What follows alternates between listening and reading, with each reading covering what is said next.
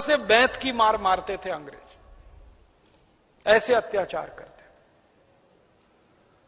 और कई तरह के अत्याचार वो ऐसे किया करते थे, किसानों से टैक्स लेना वो तो एक अलग बात है, किसानों से जमीनें छीन लेना। कल मैं सुना रहा था ना, डलहौजी नाम का एक अंग्रेज था, उसने एक कानून ही बना दिया जमीन छीनने का, जिस कानून का नाम है लैंड एक्विजिशन। एक एक गांव के 25-25 हजार किसानों से एक एक दिन में जमीनें छीनते थे। तो जमीनें छीनने का अत्याचार, मां बहन बेटियों के साथ बलात्कार का अत्याचार, पैसे की लूटमार का अत्याचार, धर्म परिवर्तन का अत्याचार, ऐसे सब तरह के अत्याचार अंग्रेज और ईस्ट इंडिया कंपनी कर रहे थे। तब उनके खिलाफ भारत में विद्रोह हुआ था और तब भारत के लोगों ने बगावत की थी। पहला विद्रोह तो हुआ 1857 में, आप सभी जानते हैं। नाना साहब पेशवा ने बिठूर जैसे छोटे से स्थान पर संगठन बनाकर भारत को आजाद करने का संकल्प कराया। और 1857 की क्रांति की कहानी आप सब जानते हैं। मंगल पांडे ने एक अंग्रेज अधिकारी को गोली मारी थी, मेजर ह्यूसन को, ढेर हो गया। उसके बाद कुछ अंग्रेजों ने पकड़ लिया और 8 दिन बाद मंगल पांडे को फांसी पर चढ़ा दिया। तो मंगल पांडे के जो सहयोगी थे उन्होंने नौकरी छोड़ दी, संकल्प उठा लिया, हाथ में गंगाजली उठाई और कसम खाई कि जिन अंग्रेजों ने मंगल पांडे को अत्याचार करके मारा है, हम इन अब अंग्रेजों को मारेंगे। तो पहली बार भारत के लोगों में जोश आया, पहली बार भारत के लोगों में बलवती हुई भावना प्रतिकार करने की, प्रतिशोध करने। और आपको मालूम है कि मंगल पांडे के 1100 सहयोगी थे, सबने नौकरी छोड़ दी, 5-5, 6-6 का समूह बना लिया, एक एक गांव, 2-2 गांव, 3-3 गांव घूमना शुरू किया, उत्तर दक्षिण पूर्व पश्चिम चारों दिशाओं में फैल गए, गांव-गांव अंग्रेजों के अत्याचार की कहानियां सुनाना शुरू किया। तो लोगों का खून उबलने लगा और संगठन बनने लगा। और वो संगठन एक दिन इतना ताकतवर हुआ कि नाना साहब पेशवा जैसे एक व्यक्ति का शुरू किया हुआ संगठन बहुत जल्दी 7,32,000 क्रांतिवीरों का संगठन बन गया। और थोड़े ही दिन के बाद 4 करोड़ से ज्यादा लोग उसमें शामिल हो गए। फिर यह तय हुआ कि एक साथ अंग्रेजों को पूरे देश से मार के भगा देना है, एक साथ। तो उसकी तारीख तय हुई 31 मई 1857। पूरे देश में अंग्रेजों के साथ विद्रोह होगा, बगावत होगी और हर जगह जो अंग्रेज मिलेगा उसको मार डाला जाएगा। ये 4.5 करोड़ भारतवासियों ने संकल्प ले लिया, 4.25 करोड़, सॉरी। और उसमें से गलती क्या हो गई? गलती यह हो गई कि 31 मई 1857 की तारीख तय हुई एक साथ पूरे देश में बगावत करने की, लेकिन यहां मेरठ में कुछ क्रांतिकारियों ने 20 दिन पहले ही उस बगावत को शुरू कर दिया। 10 मई 1857 गड़बड़ ये हो गई। माने अति उत्साह जो है ना, बहुत खतरनाक होता है। जब तय हुआ कि पूरे देश में 31 मई को एक साथ विद्रोह करेंगे अंग्रेजों के खिलाफ, तो मेरठ में 10 मई को करने की कोई जरूरत नहीं थी। लेकिन मेरठ में कुछ जाट समूह के लोग थे जिन्होंने पूरा आओ न देखा ताव अंग्रेजों पर चढ़ बैठे और 10 मई शाम को 5 बजे पूरे मेरठ शहर के हर अंग्रेज के घर में उन्होंने आग लगा दी। अंग्रेज घर के साथ जलकर मर गए और पूरा मेरठ 1.5 दिन में अंग्रेजों की गुलामी से आजाद हो गया। जो अंग्रेज घरों में से निकलकर भागे ना, उनको जाट समूह की महिलाओं ने हंसिए से काट डाला, गर्दन काट दी। आप जानते हैं जब अत्याचार बहुत होता है ना, तो आदमी फिर होशो हवास खो देता है। वैसे भारत के लोग अहिंसावादी हैं, चींटी को भी नहीं मारते, मक्खी को भी नहीं मारते, कहते हैं चींटी मारेंगे तो पाप लगेगा। हम कितने अहिंसावादी हैं, अपने घर में सवेरे सवेरे झाड़ू लगाते हैं ना, वो झाड़ू के नीचे भी चींटी आके ना मर जाए इसके हिसाब से झाड़ू बनाते हैं। वो आपने देखा भारत की जो झाड़ू होती है आगे से खुली हुई होती है, पीछे से एकदम बंद होती है। वो खुला हुआ इसलिए रखते हैं कि चींटी आए तो बीच में से निकल जाए, मरे नहीं। इतने अहिंसावादी हैं, सवेरे झाड़ू लगाएंगे तो चींटी भी नहीं मरनी चाहिए। लेकिन जब अपने पे आ गए और होशो हवास खो दिया और गुस्सा और प्रतिशोध की भावना इतनी बढ़ गई, तो मेरठ की महिलाओं ने अंग्रेजों के गर्दन काट दिए हंसिए से। तो ये इस बात को बताता है कि किसी भी समाज की, किसी भी समूह की परीक्षा नहीं लेनी चाहिए कभी भी। अंग्रेजों ने वही गलती की, हमारी परीक्षा ली, अत्याचार किए, और हद से ज्यादा जब वो अत्याचार ऊपर गुजर गए तो काट दिया। 1.5 दिन में पूरा मेरठ अंग्रेजों से आजाद हो गया। फिर दिल्ली में हुआ, दिल्ली 5 दिन में आजाद हो गई। दिल्ली में 13,000 से ज्यादा अंग्रेजों को मार डाला हिंदुस्तानियों ने 5 दिन। दिल्ली आप कभी गए हैं? दरियागंज, दरियागंज दिल्ली वाले बैठे होंगे। दरियागंज में एक पोस्ट ऑफिस है। ये पोस्ट ऑफिस लाल खून का केंद्र बन गया था उस जमाने। ये दिल्ली के दरियागंज का पोस्ट ऑफिस है ना, सबसे ज्यादा अंग्रेजों का कत्लेआम इसी एक जगह पर हुआ था। कारण क्या था कि जहां आज पोस्ट ऑफिस है वहां चर्च हुआ करता था, तो ज्यादा अंग्रेज वहां प्रार्थना करने के लिए आया करते थे। तो दिल्ली वासियों ने एक दिन, रविवार का दिन, जहां प्रार्थना करने के लिए आएंगे वो तय कर लिया और इकट्ठे हो गए सबके सब। चर्च में जैसे ही घुसे तो ये चर्च में घुसे और मारकाट ऐसी मचाई, कोई जिंदा नहीं बचा। दिल्ली के इतिहास को जब मैं पढ़ता हूं, छोटी छोटी गलियां हैं ना दरियागंज में, लाल खून से नालियां भर गई थी। 5 दिन इतना कत्लेआम हुआ था दिल्ली। फिर दिल्ली के बाद बरेली में हुआ, शाहजहांपुर में हुआ, सहारनपुर में हुआ, यहां रुड़की में हुआ। जहां जहां अंग्रेजों की छावनियां थी सब जगह उनका पूरे हिंदुस्तान में नरसंहार शुरू हुआ। 3 महीने में अंग्रेज खत्म हो गए। 3,65,000 अंग्रेज 3 महीने में मारे गए इस देश में। 1857 की क्रांति में इतना जबरदस्त तूफान। अंग्रेज मारे गए तो अंग्रेजों का शासन खत्म हो गया। ईस्ट इंडिया कंपनी का झंडा उतर गया, यूनियन जैक हटा दिया गया, भारत का झंडा हर जगह लहराने लगा। भारत के स्थानीय राजाओं ने सत्ता संभालना शुरू कर दिया। 10 मई 1857 से शुरू हुई क्रांति। 1 सितंबर 1857 को जब गणना की गई पूरे देश में तो 3-4 ही अंग्रेज जिंदा बचे थे, सब मारे गए। 3,65,000। जो बचे वो भाग गए लंदन। और जो भागे ना, वो कैसे भागे? उन्होंने अपने शरीर को कोयला लगा लगा के काला किया, उसमें बच गए वो। हां, काला अगर नहीं किया होता शरीर तो वो भी मारे जाते, क्योंकि हिंदुस्तानी उस समय इतने खून के प्यासे थे, जो गोरी चमड़ी वाला मिले उसी की गर्दन काटो। वो एक ऐसा दौर इस देश में पैदा हुआ था कि जहां गोरी चमड़ी वाला मिले बस उसी को नापो। तो अंग्रेजों ने शरीर पे कोयला मला, कालिख मली, एकदम काले होके छुप छुप के दिल्ली से और कहां कहां से निकल गए, लंदन पहुंच गए। वहां कहानी सुनाई उन्होंने कि भारत में तो ऐसा हो गया है। तो लंदन परेशान हो गया, अंग्रेजों की सरकार परेशान हो गई कि भारतवासियों में इतना गुस्सा कैसे पैदा हो गया। तो उन्होंने कहा कि उसके ये कारण रहे, तो अब भारत पर फिर कब्जा करना चाहिए, फिर जाना चाहिए, क्योंकि धन संपत्ति तो अभी हम लूट नहीं पाए, अभी तो 100 साल ही लूटा है और 100 साल लूटना है। तो अंग्रेजों ने योजना बनाई और उस योजना में यह तय किया गया कि भारत में एक जमाने में मीर जाफर ने अंग्रेजों की मदद की थी, तो ढूंढो कौन कौन मीर जाफर अभी भारत में बचा हुआ है। तो अंग्रेजों ने यहां के राजाओं के बीच में एक सर्वेक्षण करवाया और यह पता लगाया कि कौन कौन राजा अंग्रेजों की मदद कर सकता है।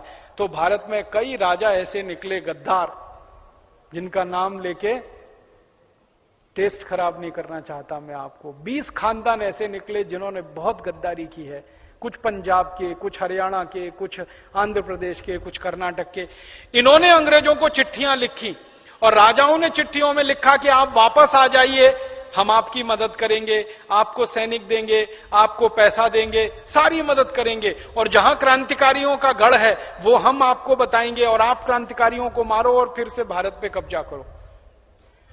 तो 1 नवंबर 1857 से फिर अंग्रेज वापस आने लगे और एक एक करके उन्होंने क्रांतिकारियों के जो अड्डे थे उनको नाश करना शुरू किया। कल मैंने बिठूर की कहानी आपको सुनाई थी, बिठूर का नाश किया, फिर कानपुर का, फिर लखनऊ का, फिर इलाहाबाद का। और गद्दार राजाओं ने अंग्रेजों की मदद करके सैनिक और पैसा देके क्रांतिकारियों को मरवाने का काम किया। उनमें कई क्रांतिकारी हमारे मारे गए, झांसी की रानी लक्ष्मीबाई मारी गई, आप सभी जानते हैं। नाना फडणवीस मारे गए, आप सभी जानते हैं। नाना साहब पेशवा तो काफी दिन बचे रहे लेकिन अंत में उनको भी मार डाला। तात्या टोपे भी बचे रहे लेकिन अंत में अंग्रेजों ने उनको भी ढूंढकर मार डाला। तो एक एक करके सारे क्रांतिकारी खत्म हो गए, अंग्रेजों का फिर कब्जा हो गया और ये देश फिर से गुलाम हो गया। उस गुलामी के बाद फिर क्रांतिकारियों ने इकट्ठा होना शुरू किया और धीरे धीरे इकट्ठे होते होते 1905 आ गया। और 1905 में जब क्रांतिकारी इकट्ठे हुए तो लड़ाई का तरीका बदल गया। पहले लड़ाई अंग्रेजों से सीधे सीधे हुई, आर पार की। अंग्रेजों ने बंदूक चलाई तो हमने भी बंदूक चलाई, अंग्रेजों ने तलवार चलाई, हमने भी उनके सिर काटे। 1857 में लड़ाई ऐसे हुई। 1905 में लड़ाई का तरीका बदल गया। लोकमान्य तिलक, लाला लाजपत राय, विपिन चंद्र पाल ने कहा कि अंग्रेजों को तलवारों से हरा नहीं सकते, बंदूकों से मार नहीं सकते, क्योंकि हम मारेंगे और आएंगे और मारेंगे और आएंगे और ये अंतहीन सिलसिला है। तो लोकमान्य तिलक ने कहा कि इन अंग्रेजों की जड़ खोदो, इनकी जड़ में मट्ठा डालो। कहते हैं ना, एक पेड़ काटो तो ऊपर के पत्ते तोड़ दो, टहनी काट दो, फिर उगाएगा, फिर उगाएगा, फिर उगाएगा। लेकिन जड़ में ही मट्ठा डाल दो तो पेड़ पूरा ध्वस्त हो जाएगा। तो अंग्रेजों की जड़ कहां थी? अंग्रेजों की जड़ थी उनका व्यापार। व्यापार क्या था? इंग्लैंड से माल लाते थे, भारत में बेचते थे, वो मुनाफा उनको मिलता था, ये उनका सबसे बड़ा आधार था। तो लोकमान्य तिलक, लाला लाजपत राय, विपिन चंद्र पाल ने कहा कि अगर इनका ये आधार हम तोड़ देंगे तो अंग्रेज हमेशा के लिए टूट जाएंगे। इसलिए स्वदेशी आंदोलन शुरू हुआ और इसलिए इस देश के लोगों ने गली गली, गांव गांव, घर घर विदेशी माल का बहिष्कार और स्वदेशी माल का स्वीकार, ये मंत्र गुंजायमान किया। और ये आंदोलन इतना जबरदस्त निकला, मैंने बताया ना आपको, 1905 में शुरू हुआ, 1911 तक आते आते हिंदुस्तान में अंग्रेजी माल बिकना बंद हो गया, अंग्रेजों का कपड़ा बिकना बंद हो गया, अंग्रेजों की चीनी बिकना बंद हो गई, अंग्रेजों का ब्लेड बिकना बंद हो गया, अंग्रेजों का नील बिकना बंद हो गया, उनका सारा माल बिकना बंद हो गया। तो वो परेशान हो गए और परेशान होने के बाद फिर भारत के नेताओं से उन्होंने बातचीत करने की कोशिश की। एक बार भारत के नेताओं को झांसा दिया, आप जैसा कहेंगे हम वैसा करेंगे, लेकिन आप बहिष्कार मत करवाइए। तो विपिन चंद्र पाल, लाला लाजपत राय ने कहा आप पर भरोसा नहीं, अंग्रेजों पर भरोसा नहीं। लाला लाजपत राय कहा करते थे कि दुनिया में किसी भी जाति पर भरोसा किया जा सकता है, अंग्रेज जाति पर तो बिल्कुल भरोसा नहीं कर सकते। तो इन क्रांतिकारियों ने आंदोलन आगे बढ़ाया, आगे चलाया, अंग्रेजों में कमजोरी आती गई, मुनाफा मिलना बंद हो गया और जहां जहां अंग्रेज टैक्स लगाते थे लोगों ने टैक्स देना बंद कर दिया। अंग्रेज टैक्स लगाते थे ना, लोग कहते थे टैक्स भरेंगे नहीं, तुमको जो करना है कर लो। तो अंग्रेज क्या करते थे? जेलों में डाल देते थे। तो लोग कहते थे चलो हम जेल में रहेंगे। तो शुरू में तो क्या हुआ कि कुछ लोग जेल में गए, बाद में जेल भर गई, रहने को जगह नहीं मिली, तो अंग्रेज भी परेशान हो गए कि अब कहां लाएं इनको। दिल्ली की जेल थी सेंट्रल जेल, उसमें ज्यादा से ज्यादा उस जमाने में 10 से 11 हजार कैदी रह सकते थे और दिल्ली में 60,000 से व्यापारियों ने टैक्स देना बंद कर दिया। अंग्रेजों को देंगे ही नहीं, तुमको जेल में डालना डाल दो। उस जमाने में हिंदुस्तान के लोगों का डर निकल गया था जेल जाने से। भारत के लोग डरना बंद कर दिए, जेल जाएंगे चले जाएंगे, टैक्स नहीं देंगे अंग्रेजों, जेल जाना पड़ेगा जाएंगे, उनका सामान नहीं खरीदेंगे। किसानों ने टैक्स देना बंद कर दिया, जो लगान लगता था ना 90% वो बंद कर दिया। व्यापारियों ने टैक्स देना बंद कर दिया और व्यापारियों ने अंग्रेजों का माल बेचना बंद कर दिया, ग्राहकों ने खरीदना बंद कर दिया। तो सब तरफ से मार पड़ी कि नहीं अंग्रेजों पर। और उसी समय क्या हुआ? उसी समय 1914 में प्रथम विश्व युद्ध हो गया, तो अंग्रेजों को और मार पड़ी। उस विश्व युद्ध में उनका बहुत खर्चा हुआ, इधर से आमदनी कम हो गई, उधर युद्ध का खर्चा बढ़ गया, तो इंग्लैंड कर्जदार देश हो गया। तो फिर धीरे धीरे कमजोरी बढ़ती गई। फिर हिंदुस्तान में क्या हुआ? लोकमान्य तिलक की मृत्यु हो गई, क्योंकि उनको बीमारी हो गई। उस जमाने में लोकमान्य तिलक गांव गांव जाके भाषण दिया करते थे, तो भाषण देने के लिए माइक नहीं होता था, अकेले गला फाड़ फाड़ के बोलना पड़ता था। आपको मालूम है बोलने में बहुत ऊर्जा खर्च होती है। पूरा गला खराब हो गया था लोकमान्य तिलक का, फेफड़े गल गए थे, टीबी हो गई उनको, और 1920 में उनकी मृत्यु हो गई। इसी तरह लाला लाजपत राय को अंग्रेजों ने देश निकाला दे दिया, भारत से भगा दिया। उनके ऊपर मुकदमेबाजी इतनी की कि उनको देश से निकल के जाना पड़ा। लेकिन भगवान ने फिर क्या किया? लोकमान्य तिलक, लाला लाजपत राय, विपिन चंद्र पाल का जो लीडरशिप था ये टूट गया। उसी समय गांधी जी आ गए और ये जो इनके एक कार्यकर्ता थे 1,24,00,000, गांधी जी ने इन्हीं कार्यकर्ताओं को अपने साथ लिया और उससे भी बड़ा स्वदेशी आंदोलन शुरू कर दिया। गांधी जी ने एक कदम आगे बढ़ के क्या किया कि हम विदेशी कपड़े की तो होली जलाएंगे, खुद अपने हाथ से चरखा काट कर सूती खादी कपड़ा बनाएंगे और वही पहनेंगे।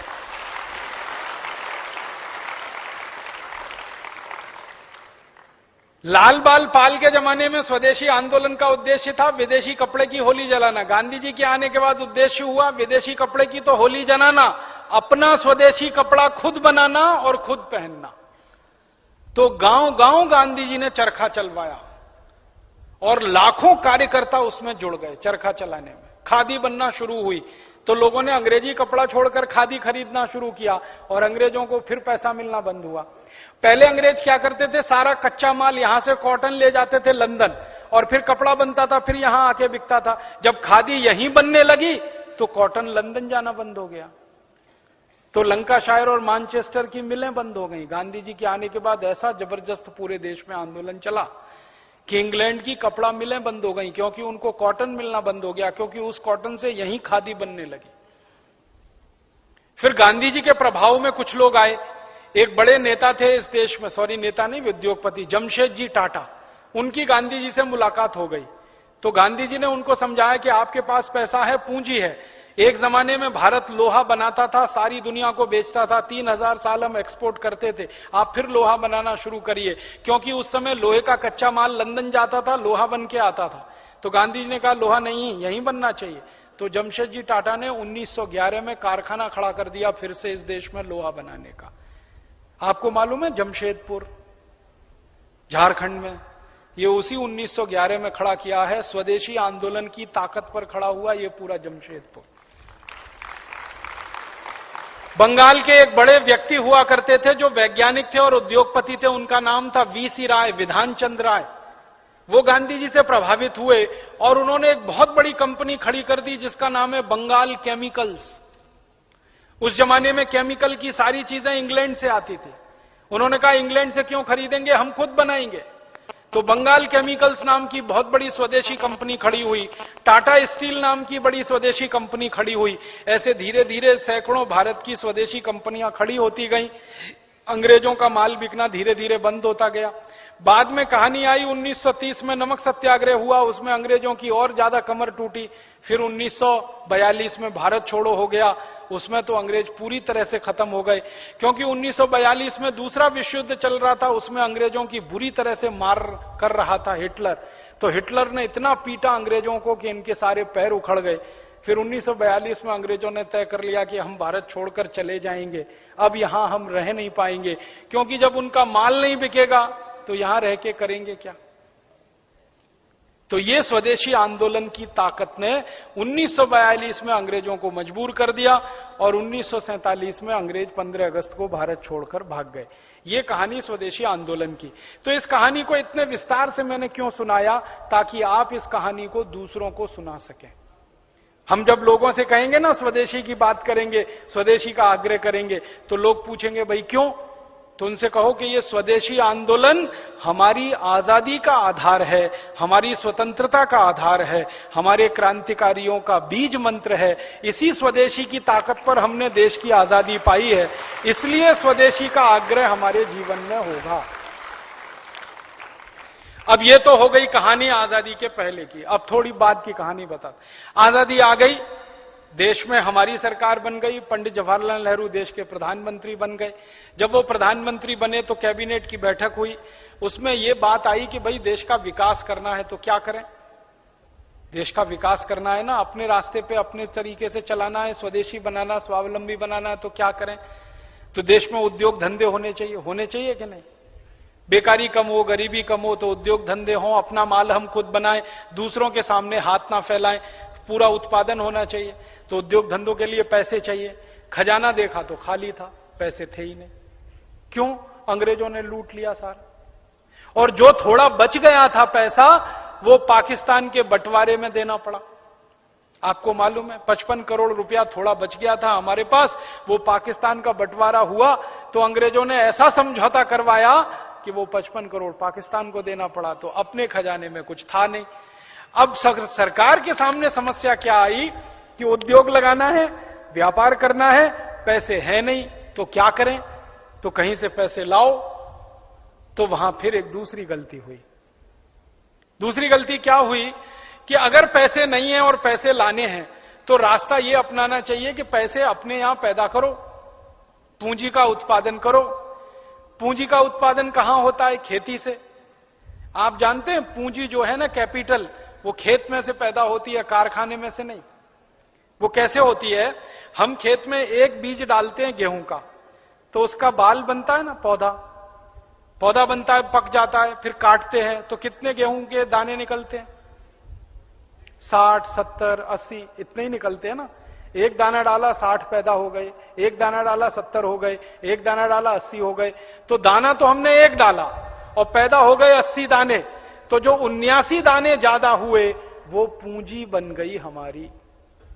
खर्चा किया एक दाने का, पैदा हो गए 80 दाने।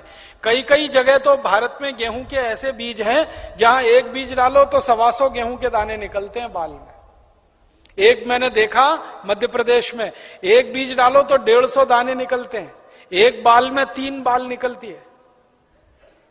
तो पूंजी पैदा होती है धरती में से। धरती माता है जो खेती में इतना उत्पादन देती है, उसमें से पूंजी पैदा होती है। तो क्या करना चाहिए था उस समय जब भारत सरकार के सामने यह समस्या आई कि कारखाने लगाने, उद्योग करना, व्यापार करना, पैसे की जरूरत है, तो खेतों की तरफ ध्यान देना चाहिए था, किसानों को सुविधाएं देनी चाहिए थी, किसानों को बढ़ावा देना चाहिए था। किसान पूंजी पैदा करके देते और उस पूंजी से हम देश का विकास करते। लेकिन हमारे नेताओं ने गलती कर दी। गलती क्या कर दी? किसानों की तरफ ध्यान नहीं दिया, खेतों की तरफ ध्यान नहीं दिया, पूंजी के लिए विदेशों से कर्ज मांगना शुरू कर दिया। जिस हिंदुस्तान ने अपने इतिहास में कभी किसी देश से कर्ज नहीं लिया था, उस हिंदुस्तान ने आजादी के बाद 1952 में पहली बार दुनिया से कर्ज मांगा। आपको यह सुनकर बहुत दुख होगा कि 1947 तक हम दुनिया में ऐसे देश थे जिसके ऊपर कर्जे का 1 रुपया नहीं था। फिर 1952 में हमारी सरकार ने विदेशी कर्ज लेना शुरू कर दिया। कर्ज लेना शुरू कर दिया तो कर्ज देने वालों ने अपनी शर्तें हमारे ऊपर लगाना शुरू कर दिया। आप किसी से भी कर्ज लेंगे तो फोकट में तो नहीं देगा वो। आप बैंक से कर्ज मांगने जाते हैं ना, तो बैंक अपनी शर्त बताता है कि नहीं? ऐसे ही हमने विश्व बैंक से कर्ज मांगा, विश्व बैंक ने अपनी शर्त बताना शुरू किया। और उनकी शर्तें क्या थी? उनकी शर्तें ये थी कि जिस मुद्रा में भारत हमसे कर्ज लेगा उसकी कीमत बढ़नी चाहिए। मतलब भारत कर्ज लेगा अगर डॉलर में, तो डॉलर की कीमत बढ़नी चाहिए। भारत कर्ज लेगा अगर स्टर्लिंग पाउंड में, तो स्टर्लिंग पाउंड की कीमत बढ़नी चाहिए। भारत अगर कर्ज लेगा फ्रेंच में, फ्रैंक में, फ्रांस की करेंसी फ्रैंक, तो उसकी कीमत। तो जो भी विदेशी मुद्राओं में हमने कर्ज लेना शुरू किया, उन मुद्राओं की कीमत बढ़ती गई। और उस कीमत को बढ़ाने के लिए भारत की सरकार ने अपने रुपए की कीमत को गिराना शुरू कर दिया। 1952 में रुपए की कीमत गिरी।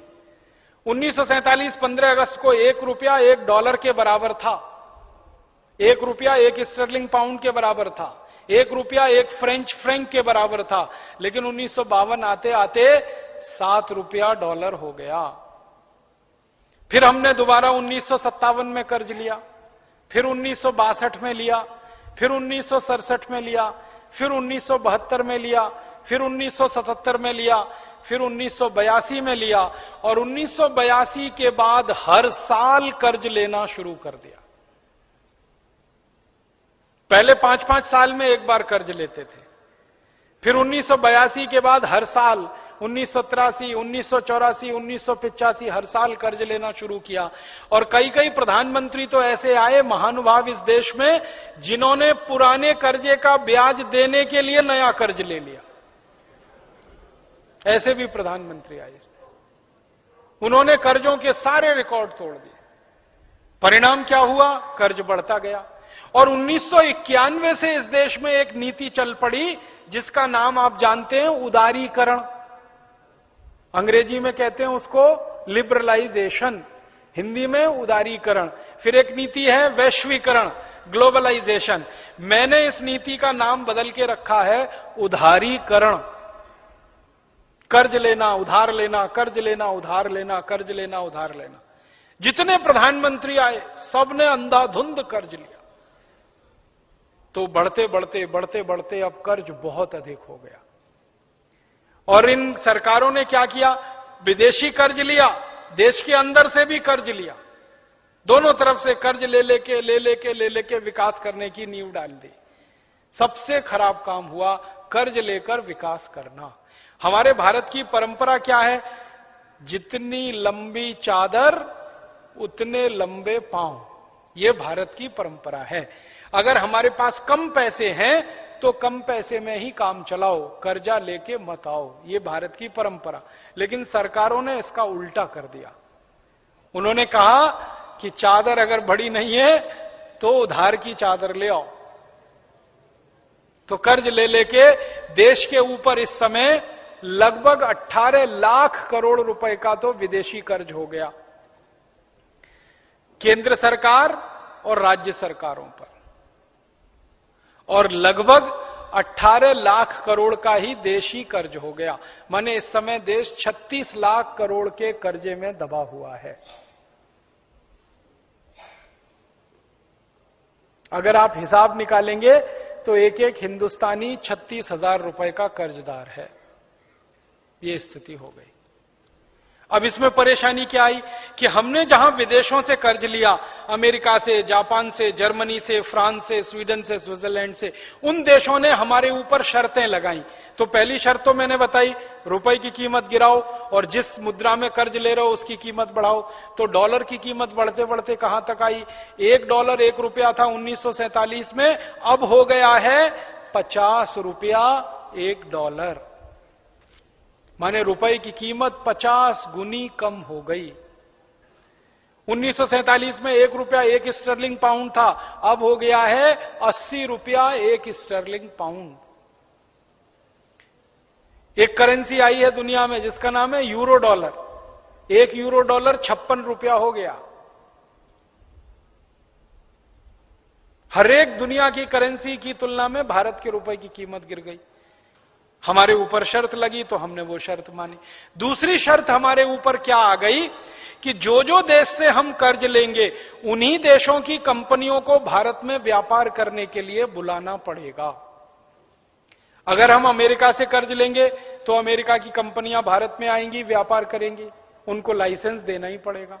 अगर जापान से कर्ज लेंगे तो जापान की कंपनियां आएंगी, उनको लाइसेंस देना पड़ेगा। जर्मनी से कर्ज लेंगे तो वहां की कंपनियां आएंगी, उनको लाइसेंस देना पड़ेगा। तो भारत की सरकार ने 24 देशों से कर्ज ले रखा है, तो 24 देशों की 5000 कंपनियां घुस गई हमारे देश में धंधा करने के लिए। अब दुख और तकलीफ की बात क्या है कि हमने एक ईस्ट इंडिया कंपनी को 100 साल की मेहनत करके मार के भगाया था, और उसको भगाने में लाखों शहीदों की कुर्बानी देनी पड़ी थी। करोड़ों हिंदुस्तानियों को अपनी मां बहन बेटियों का बेइज्जती सहन करना पड़ा था एक कंपनी को भगाने में। लेकिन अब आजादी के बाद ऐसे चक्कर में देश फंस गया कि 5000 से ज्यादा विदेशी कंपनियां फिर आ गई। अब इन कंपनियों के आने से फिर नुकसान हो रहा है। पहले ईस्ट इंडिया कंपनी आई, वो माल बेच के मुनाफा कमाती थी, ऐसे ये 5000 कंपनियां माल बेच के मुनाफा कमाती, और नुकसान दोहरा हो रहा है। हमारा एक नुकसान तो ये हो रहा, रुपए की कीमत जैसे जैसे गिर रही है ना, बहुत नुकसान होता है इससे देश को। आप समझते हैं कैसे नुकसान होता है? 1947 में अगर हम 1 रुपए का माल अमेरिका को बेचते थे तो हमको $1 मिलता था। अब 2009 में हमको 50 रुपए का माल बेचना पड़ता है, तब $1 मिलता है। माने माल हमारा 50 गुना ज्यादा जाता है, डॉलर हमारे पास 1 ही आता है। सोचो कितना बड़ा नुकसान है देश का। एक उदाहरण से समझाता हूं, ये आप सबको समझाइएगा। रुपए की कीमत जब गिरती है तो नुकसान क्या होता है। हम हिंदुस्तान से कच्चा लोहा बेचते हैं दूसरे देशों को। तो जब हम आजाद हुए ना, हमने कच्चा लोहा पहली बार जब बेचा दूसरे देशों को तो उसकी कीमत थी 7 रुपया किलो, आयरन ओर। अब क्या हुआ, रुपए की कीमत गिरती गई गिरती गई गिरती गई, तो वही कच्चा लोहा अब हम दुनिया के देशों को बेचते हैं तो उसकी कीमत है 15 पैसा किलो। हमारा जो माल दुनिया में बिकता था ना 7 रुपए किलो, अब बिकता है 15 पैसा किलो। आप सोचो 1 किलो कच्चा लोहा बेचने पर 6 रुपए 85 पैसे का नुकसान होता है। और एक साल में कर्नाटक राज्य अकेला 2 करोड़ मीट्रिक टन कच्चा लोहा बेचता है। 14